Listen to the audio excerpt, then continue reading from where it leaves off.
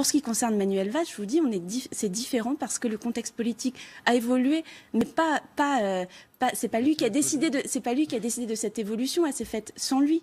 Donc il revient et il se dit pourquoi pas peser. Je trouve pas ça inintelligent ce qu'il est en train de faire, parce que son courant finalement, ce qu'il représente, c'est-à-dire la gauche républicaine, la gauche laïque, elle a totalement disparu du paysage politique.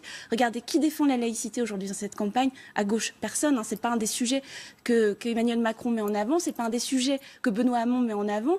Donc c'est intéressant d'entendre cette voix dans la campagne. Parce que vous avez l'impression qu'il est aux 20h, il est allé parler de laïcité, ou il est allé parler juste de tout le mal que lui a inspiré Benoît Hamon? Moi je l'ai pas entendu parler de laïcité. Il n'était pas aux 20h, c'est Benoît Hamon qui était aux 20h. Mais quand il s'est exprimé, effectivement, quand il a répondu ce que disait Benoît Hamon. Non, mais sa voix va peser, et je pense que le fait de dire on va se reconstituer, alors on imagine, il ne l'a pas encore dit clairement, mais qu'il peut se reconstituer autour d'un groupe parlementaire. C'est un peu ce que Jean-Louis Borloo avait fait avec l'UDI. Je constitue mon groupe, j'ai une base importante à l'Assemblée, et puis ensuite on voit ce que ça peut donner. Est-ce qu'on crée une annexe du PS? Est-ce qu'on revient dans le PS?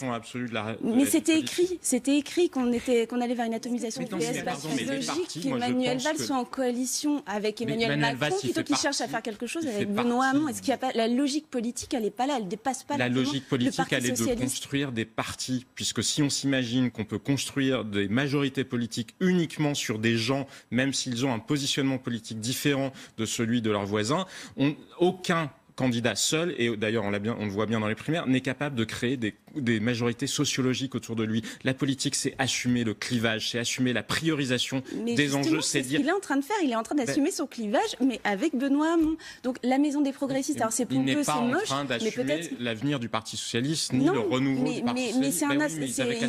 Il considère que c'est un astre mort, c'est-à-dire qu'on voit encore la lumière et l'astre n'existe plus. Mais il est en train de construire un nouveau parti. Il en a posé les fondations, en tout cas.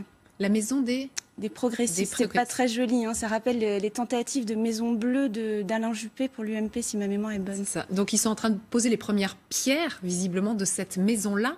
Parce que Manuel Valls dit qu'il est en train de préparer une nouvelle coalition gouvernementale. Quand on lit entre les lignes, ça veut dire quoi? Ça veut dire que clairement, il pense à Emmanuel Macron. Clairement, il pense qu'Emmanuel Macron va être qualifié pour le deuxième tour, c'est ça? Bien sûr, qu'il veut gouverner avec lui, qu'il veut essayer de mettre une majorité en place avec lui. Mais bien sûr, il veut peser. C'est ça l'idée, c'est de se dire, il pourra pas faire sans moi parce qu'il représente quelque chose.